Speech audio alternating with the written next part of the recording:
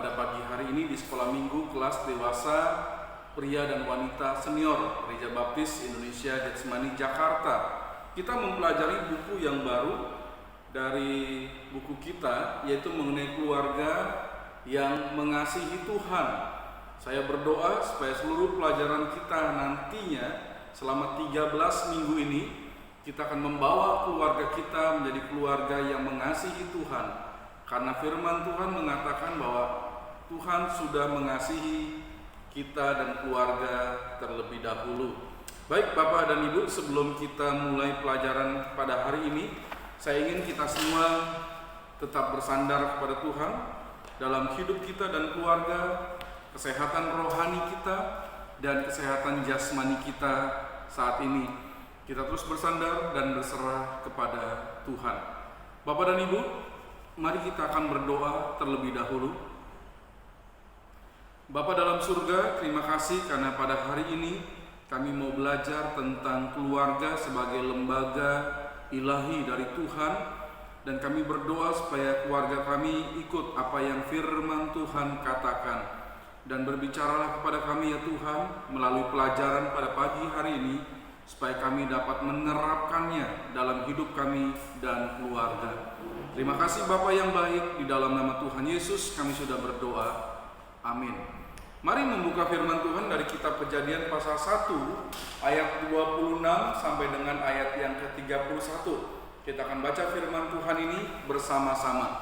1, 2, 3. Berfirmanlah Allah, baiklah kita menjadikan manusia menurut gambar dan rupa kita, supaya mereka berkuasa atas ikan-ikan di laut dan burung-burung di udara, dan atas ternak, dan atas seluruh bumi, dan atas segala binatang melata yang merayap di bumi. Maka Allah menciptakan manusia itu menurut gambarnya, menurut gambar Allah diciptakannya laki-laki dan perempuan, dan diciptakannya mereka. Allah memberkati mereka, lalu Allah berfirman kepada mereka, beranak cuculah dan bertambah banyak, penuhilah bumi dan taklukkanlah itu. Berkuasalah atas ikan-ikan di laut dan burung-burung di udara, dan atas segala binatang yang merayap di bumi. Berfirmanlah Allah, baiklah aku memberikan kepadamu segala tumbuh-tumbuhan yang berbiji di seluruh bumi, dan segala pohon-pohonan yang buahnya berbiji. Itulah akan menjadi makananmu. Tetapi kepada segala binatang di bumi, dan segala burung di udara, dan segala yang merayap di bumi yang bernyawa, kuberikan segala tumbuh-tumbuhan hijau menjadi makanannya. Dan jadilah demikian. Maka Allah melihat segala yang dijadikannya itu sungguh amat baik. Jadilah petang dan jadilah pagi, itulah hari ke-6. Mari kita melanjutkan pembacaan firman Tuhan dari Kejadian pasal 2 ayat 1 sampai dengan ayat yang ke-25. Kita akan baca banyak firman Tuhan hari ini. Demikianlah diselesaikannya langit dan bumi dan segala isinya. Ketika Allah pada hari ke-7 telah menyelesaikan pekerjaan yang dibuatnya itu, berhentilah ia pada hari ke-7 dari segala pekerjaan yang telah dibuatnya itu. Lalu Allah memberkati hari ke-7 itu dan menguduskannya, karena pada hari itulah ia berhenti dari segala penciptaan yang telah dibuatnya itu. Demikianlah riwayat langit dan bumi pada waktu diciptakan.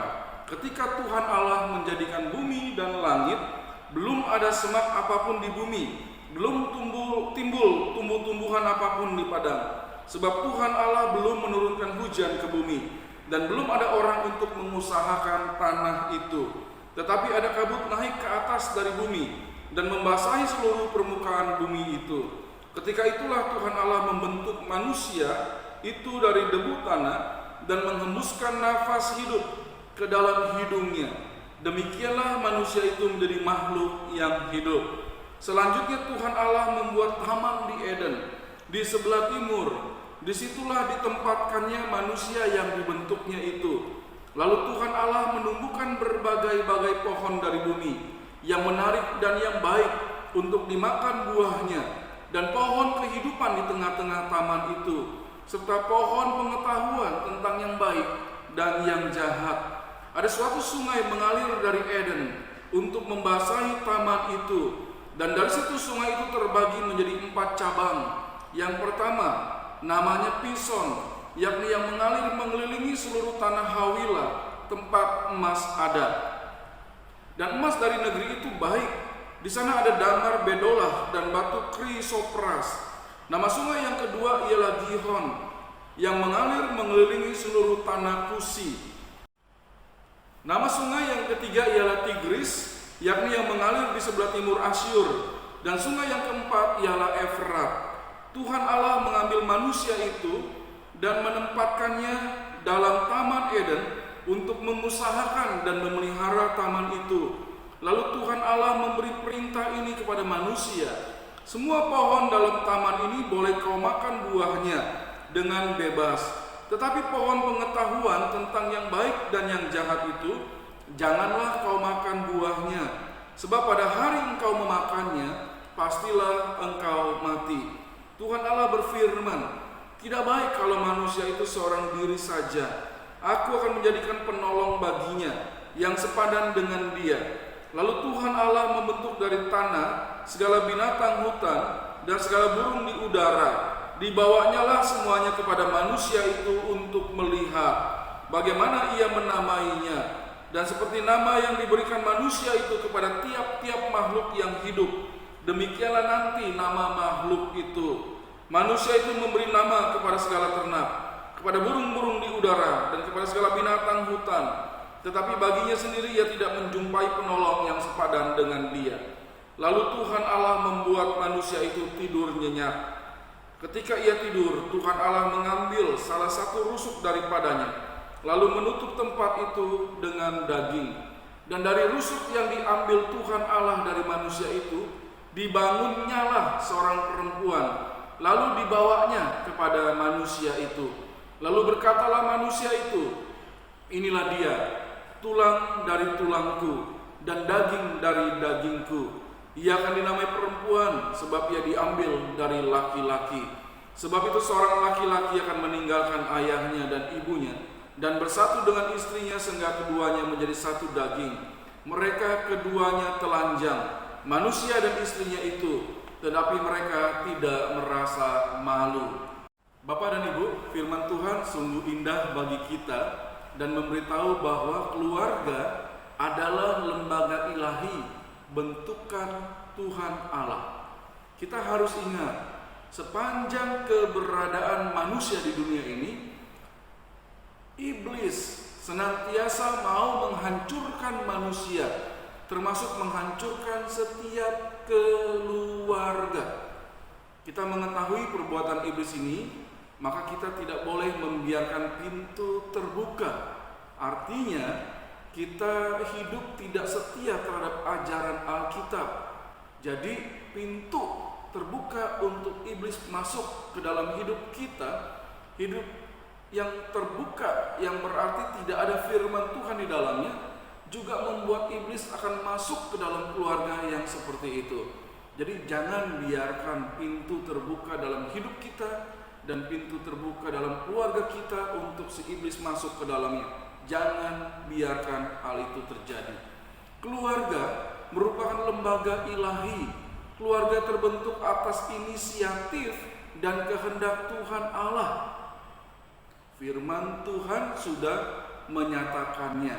Dan Tuhan Allah juga menetapkan prinsip-prinsip berdirinya keluarga yang bahagia. Hal itulah yang merupakan pokok kajian kita dalam pelajaran yang pertama ini. Tuhan Allah menetapkan prinsip-prinsip berdirinya keluarga yang berbahagia, berpegang kepada ajaran Alkitab.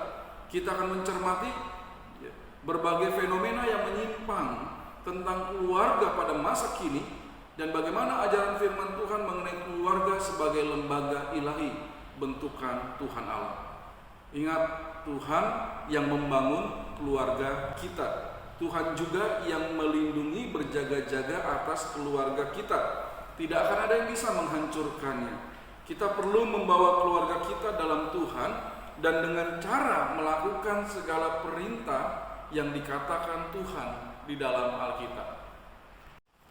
Kita belajar kebenaran yang pertama, keluarga sebagai lembaga ilahi terdiri atas laki-laki dan perempuan yang dipersatukan oleh Tuhan Allah. Kejadian 1 ayat 26 sampai dengan ayat yang ke-31 menyatakan kebenaran tersebut.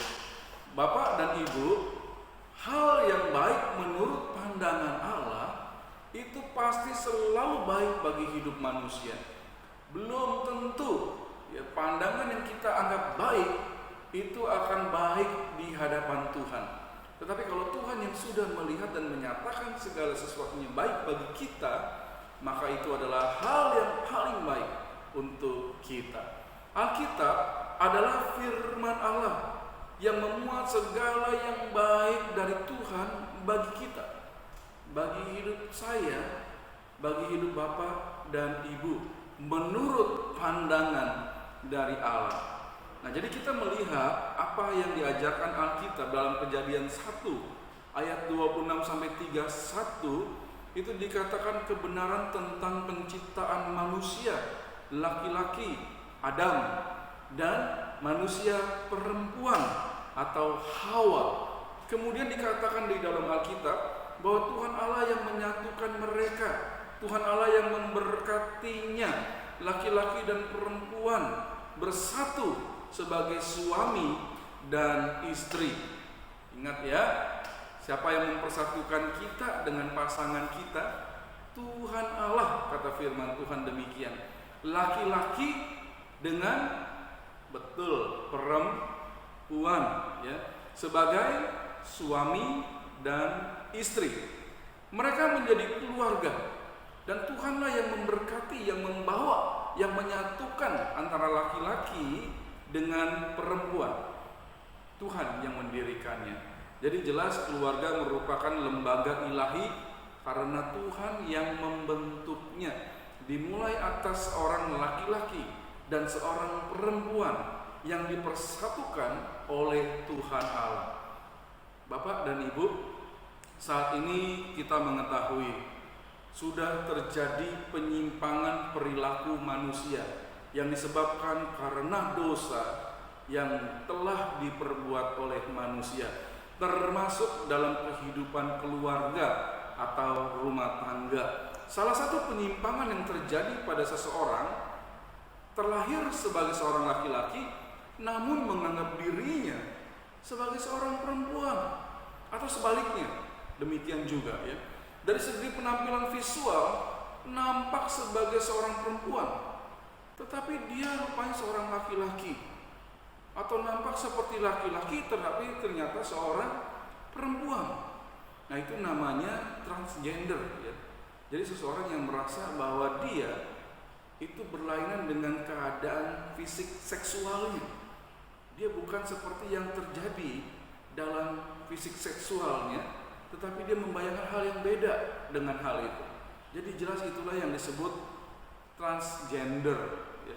Mengapa perilaku transgender kian marak terjadi di masa seperti sekarang?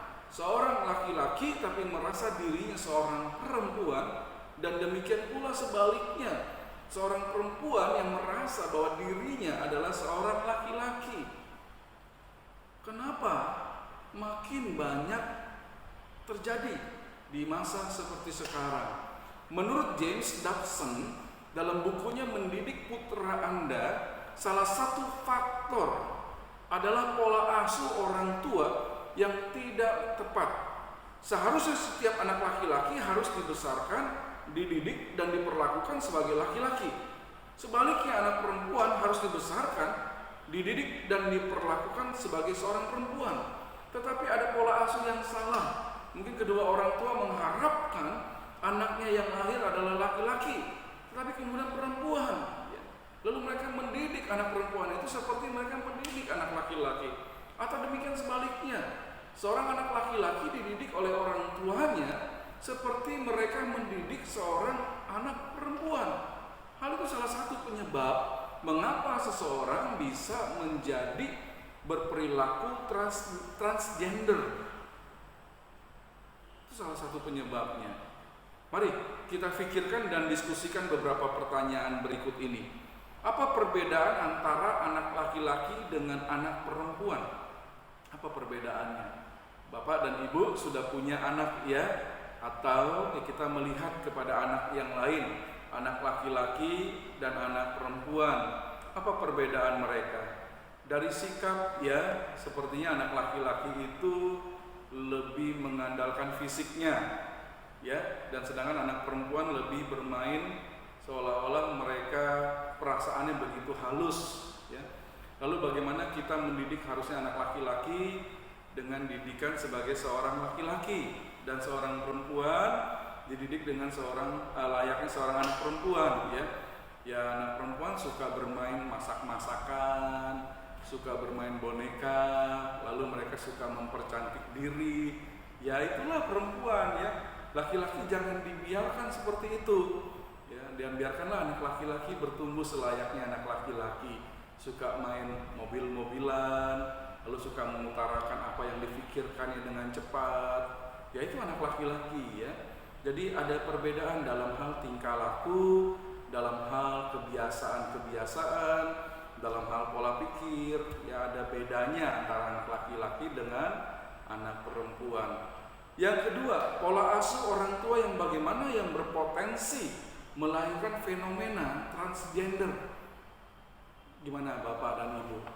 Ya, pola asuh yang mendidik salah ya. Ketika mendidik seorang anak laki-laki, orang tua mendidik layaknya seperti anak perempuan, atau demikian sebaliknya. Nah, hal itu akan membuat anak-anaknya sejak kecil merasa saya ini tidak sesuai dengan jenis kelamin saya ya.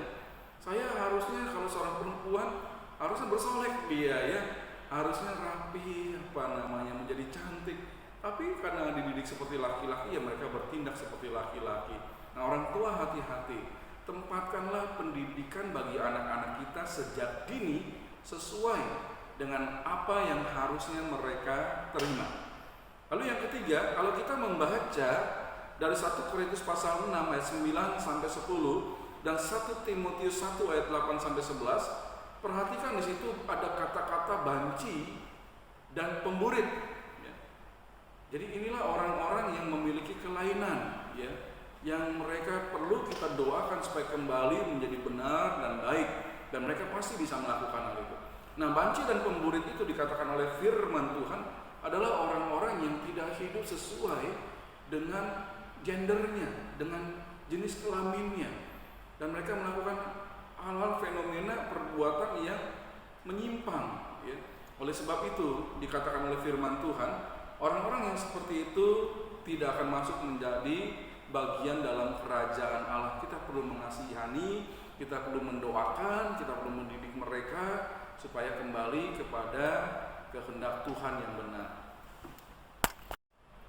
Baik, kebenaran yang kedua tentang keluarga sebagai lembaga ilahi. Firman Tuhan menyatakan bahwa Tuhan sudah menyatakan manusia tidak baik hidup sendirian. Kalau kita melihat dalam Kejadian pasal 2 ayat 1 sampai dengan ayat 20 yang tadi sudah kita baca. Ya, Kejadian 2 ayat 1 sampai 17 itu menyatakan bagaimana diulang kembali penciptaan yang dijadikan oleh Tuhan Allah. Lalu Tuhan Allah menjadikan manusia laki-laki itu dan kemudian menempatkan dia di sebuah taman di Eden. Dan manusia diberikan kepercayaan untuk memenuhi kebutuhannya dengan memelihara taman itu. Makan dari taman itu buah-buahan yang ada, dan semua pohon yang berbuah di dalam taman itu boleh dimakan kecuali pohon pengetahuan yang baik dan jahat dan pohon kehidupan, jangan diambil buahnya. Pohon pengetahuan yang baik dan jahat itu tidak boleh dimakan buahnya oleh manusia itu. Nah, dia juga diberi pekerjaan oleh Tuhan Allah untuk memberi nama kepada setiap makhluk yang datang kepadanya, untuk diberi nama. Demikianlah nanti nama makhluk hidup itu. Nah, Bapak dan Ibu, kemudian firman Tuhan mencatat dalam Kejadian 2 ayat 18 sampai 20 bahwa manusia itu masih seorang diri, laki-laki itu masih seorang diri. Kemudian Tuhan berkata, tidak baik kalau manusia itu seorang diri saja. Kejadian 1 ayat 18. Nah, itu kita rasakan juga ya sekarang ya. Ketika kita seorang diri saja tuh rasanya sepi, tidak nyaman, lalu kita butuh komunikasi, kita butuh hubungan interaksi dengan orang lain. Nah, demikianlah adanya manusia seorang diri itu tidak baik. Kata tidak baik dapat berarti tidak lengkap. Ya, manusia seorang diri itu nggak lengkap, nggak ada siapa-siapa, nggak lengkap, tidak utuh atau tidak sempurna. Nah, manusia yang lengkap, utuh dan sempurna adalah laki-laki dan perempuan dalam menjalin hubungan keluarga. Laki-laki dan perempuan. Seorang laki-laki membutuhkan kehadiran seorang perempuan, dan seorang perempuan memerlukan kehadiran seorang laki-laki dalam menemani hidup berkeluarganya. Nah, itulah sebabnya Allah menciptakan laki-laki dan perempuan segambar dan serupa dengan dirinya, dengan diri Tuhan, ya. Laki-laki dan perempuan memiliki harkat, martabat, derajat yang sama, walaupun berbeda peran dan fungsi untuk mencerminkan kemuliaan Allah. Jadi tidak benar kalau dikatakan seorang perempuan itu lebih rendah daripada seorang laki-laki, atau tidak tepat kalau menempatkan diri seorang perempuan itu di atas derajat dan segala sesuatunya dari seorang laki-laki. Tidaklah bisa demikian, ya. Laki-laki dan perempuan diciptakan oleh Tuhan sama, peran dan fungsinya saja yang harus mereka lakukan masing-masing. Jadi manusia itu luar biasa diciptakan oleh Tuhan dan merupakan puncak prestasi karya penciptaan yang dilakukan oleh Tuhan Allah adalah ketika Dia menciptakan manusia. Secara teologis dikatakan bahwa penciptaan Allah itu adalah manusia yang paling sempurna. Ciptaan Allah itu yang paling sempurna adalah manusia, dan sebab itu manusia dikatakan sebagai mahkota ciptaan Allah. Dan kemudian Tuhan Allah merencanakan menciptakan manusia dengan sempurna. Kejadian 2 ayat 19 sampai 20 mencatat proses penciptaan manusia pertama. Pertama, Allah menciptakan laki-laki yaitu Adam, lalu Allah menciptakan perempuan yaitu Hawa dari tulang rusuk Adam, ya. Oleh karena itu, jadilah seorang perempuan itu penolong yang sepadan bagi seorang laki-laki. Pasangan yang cocok bagi seorang perempuan adalah laki-laki, dan pasangan yang cocok bagi seorang laki-laki adalah seorang perempuan. Kedudukan dan keberadaan laki-laki dan perempuan dalam rumah tangga tidak bisa digantikan dengan uang, harta, hewan, atau hal-hal lainnya. Karena nggak ada yang cocok dalam hubungan berkeluarga itu, hanya seorang laki-laki dengan seorang perempuan menjadi suami dan istri dan sepadan, sama, ya, fungsi dan tugasnya yang membedakan mereka. Mari kita diskusikan bersama. Yang pertama, Bapak dan Ibu, mari kita berpikir, menjawab, apakah firman Tuhan mengatakan seorang laki-laki lebih istimewa daripada seorang perempuan? Tidak pernah firman Tuhan mengatakan demikian, ya. Laki-laki dan perempuan itu sepadan, diciptakan dari yang sama, ya, yaitu Tuhan yang menciptakan, dan tidak dibedakan sama sekali oleh Tuhan, hanya peran dan fungsinya yang nanti di dalam keluarga itu ada bedanya. Lalu yang kedua, apakah manusia dapat hidup seorang diri saja? Firman Tuhan sudah mengatakan tidak baik, tidak utuh, tidak lengkap kalau manusia itu seorang diri saja. Jadi bersyukurlah kita ketika Tuhan memberikan pasangan bagi kita dalam menjalani hidup di dunia ini. Kasihi, beri perhatian, dan sayang pada pasangan kita. Kebenaran yang ketiga tentang keluarga sebagai lembaga ilahi, Tuhan Allah merencanakan pernikahan bagi manusia laki-laki yang satu itu dengan perempuan yang satu itu. Kalau kita melihat dalam Kejadian pasal 2 ayat 21 sampai 25. Keluarga bahagia adalah dambaan setiap keluarga. Ya. Ketika kita membentuk keluarga kita, dambaan kita, keluarga saya menjadi keluarga yang berbahagia. Dalam konteks pernikahan, ada dua saat yang paling bersejarah bagi laki-laki dan perempuan. Pertama, ketika mereka melangsungkan pernikahan untuk membentuk sebuah bahtera rumah tangga, ya, menjadi suami dan istri. Itu dalam konteks pernikahan merupakan saat yang paling istimewa. Lalu yang kedua, ketika suami dan istri itu menghantarkan putra atau putri mereka melangsungkan pernikahan. Wah, itu konteks pernikahan yang paling bersejarah. Kita melihat anak-anak kita bertumbuh besar, lalu mereka dididik di dalam Tuhan, dan mereka memiliki pasangan juga yang sangat mengasihi Tuhan. Kemudian anak-anak kita bersatu dengan pasangan yang saling mengasihi Tuhan. Itu sangat bersejarah bagi kita orang tua. Ketika suami istri menikah maupun ketika menikahkan putra atau putri, harapan terciptanya keluarga yang bahagia. Betul, ya. Nah, Tuhan Allah menciptakan laki-laki dan perempuan supaya mereka menjadi pasangan dengan ikatan perkawinan atau pernikahan. Perempuan menjadi penolong yang sepadan bagi laki-laki. Kejadian 2 ayat 21 sampai 25. Perempuan menjadi penolong yang sepadan. Nah, kata penolong yang sepadan itu artinya berasal dari jenis yang sama dengan dirinya. Ya. Hai laki-laki, ingatlah bahwa seorang perempuan itu diambil dari tubuh kita, ya. Sama mereka itu, tidak ada bedanya dengan kita, ya. Perempuan diciptakan dari tulang rusuk laki-laki. Adam menyadari bahwa hewan tidak dari jenis yang sama dengan dirinya. Adam memerlukan kehadiran Hawa, karena hanya Hawa saja yang sepadan dengan dirinya. Dan Tuhan memberikan Hawa kepada Adam.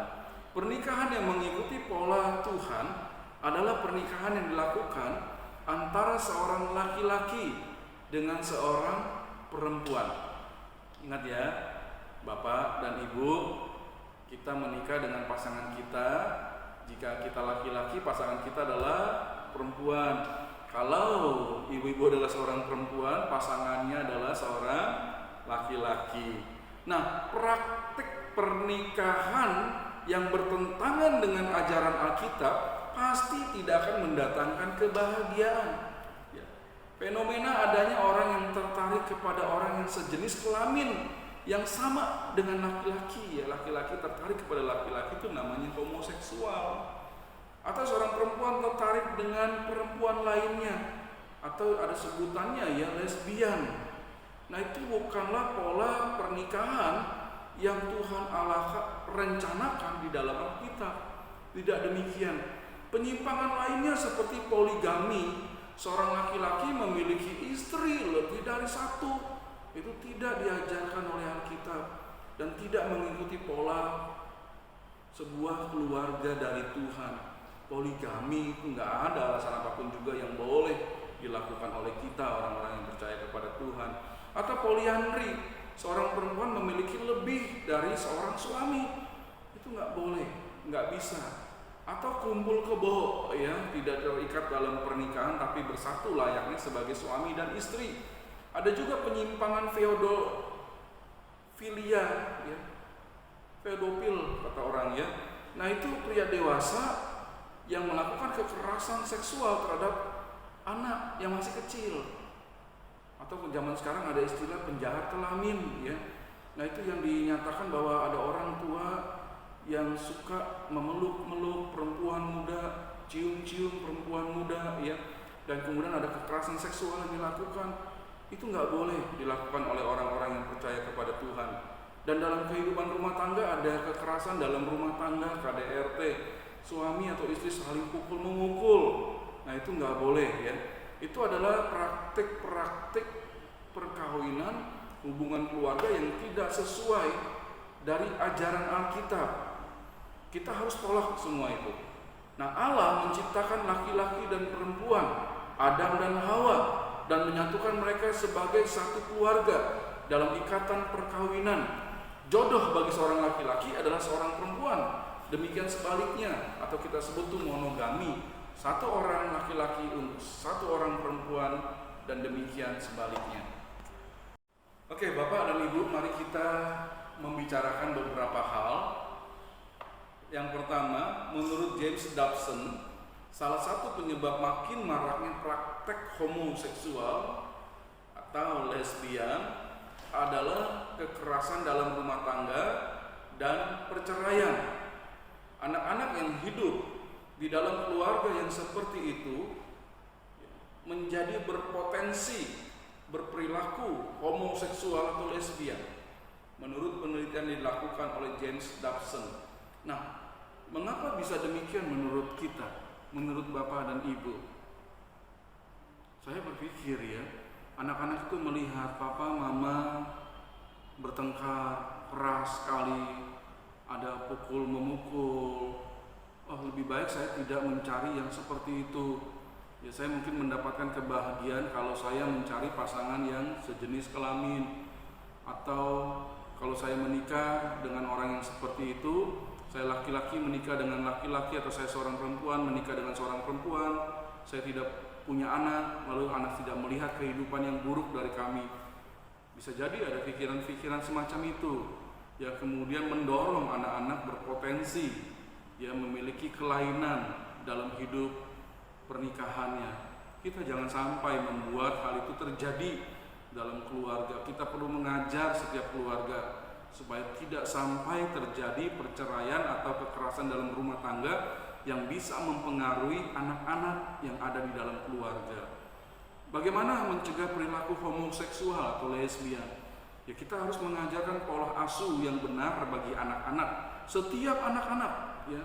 Kalau kita melihat ada anak-anak yang salah dididik oleh orang tuanya, kita perlu beritahu pada orang tuanya. Kita nggak bisa langsung pada anak-anak mereka, tapi orang tuanya dengan lemah lembut, dengan bahasa yang bisa diterima baik oleh mereka, kita beritahu ya, supaya anak-anak, setiap anak-anak perlu diasuh sesuai dengan kebaikan mereka semua.